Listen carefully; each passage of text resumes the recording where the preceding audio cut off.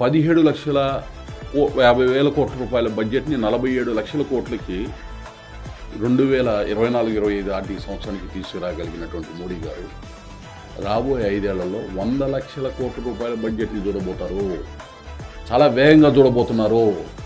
10వ స్థానంలో ఉన్నటువంటి ఆర్థిక వ్యవస్థని 5వ స్థానానికి తీసుకువచ్చినటువంటి మోడీ గారిని రాబోయే 2 సంవత్సరాల్లో 3వ స్థానానికి, 2047కి ఏదైతే విశ్వగురు అంటే భారతదేశాన్ని ప్రపంచ పటంలో నెంబర్ 1 ఆర్థిక వ్యవస్థగా, నెంబర్ 1 సాంస్కృతిక ఆచార సాంప్రదాయపరమైనటువంటి నిజమైనటువంటి భారతం ఏదైతే ఉందో, భారతదేశం ఉందో, ఆ భారతదేశాన్ని విశ్వానికి ఆవిష్కరించేటటువంటి పరిస్థితి. దానిలో భాగంగానే యోగా డేని చూసాం. ఇప్పటికీ దానిలో భాగంగానే మిల్లెట్స్కి సంబంధించినటువంటి దాన్ని చూసాం.